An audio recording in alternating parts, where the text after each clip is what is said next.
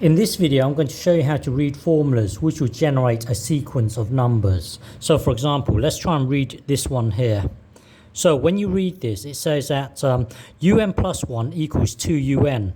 So this here is u1, u2, u3, and this is your first term, your second term, and so on. So u4 would be this this number here. So when you read this, it says that if you want to know the next one, then get the previous one times 2. So for example, hang on. So for example, I have to give you one term first. So here I have to give you this. I have to give you u1. Let's say u1 here is 4. So what that means is, if I want to know the next, if I want to know this one here, so imagine you're standing here. If you want to know this number here, read the formula. It says get the previous one, because un, if you want to know un plus 1, get the previous one and then times 2. So the previous one was 4, and then you times 2. So this number here is actually 8. So if you want to know this one here, you want to know this one, un plus 1, then it's saying get the previous one times 2. Well, the previous one was this one here, times 2. So this one here would be 16. So it's all relative. If you want to know this one here, it says get the previous one times 2. Well, the previous one, you don't know the previous one, so you can't work this one out yet. So let's try and work this one out here. So if you want to know this, one, get the previous one times 2. So going back to the previous one times 2, that would be 32.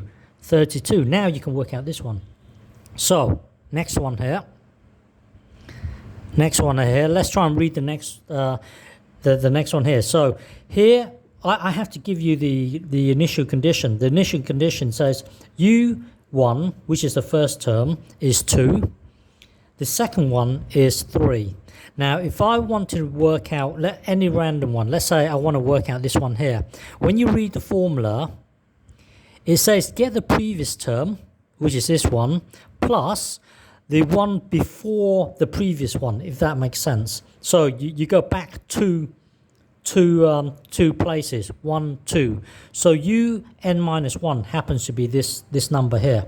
So it's saying that, imagine you're standing here, get the previous one, which is 3, and 2 before that, 1, 2, which is this number here, and then you square it, which will be 4 plus 3, which will be 12. It turns out that this number here is 12. Okay, let me give you another example. If you want to know this term here, follow the formula. It says get the previous term, which is 12, and then the one before that, 1, 2, and then you square it. So this number here, un minus 1, is actually 3. So now follow the formula. 3 squared would be 9, plus this thing here, 9 plus 12. So that would be 21. So this number here would be 21, and so on. You can generate a whole sequence of numbers. So let's look at the next one. Let's look at this one here. Hang on. This one here is strange because it doesn't refer to the previous term. It refers to n only. There is no n minus 1 or n minus 2. It refers to the term itself. 1, 2, 3, 4, and so on. Let me give you an example. Hang on. So with this thing here, hang on. So there is no, when you read this formula here, there is no previous term, or there is no next term, and so on. It works straight from n. So it allows you to jump. So this is a fourth term.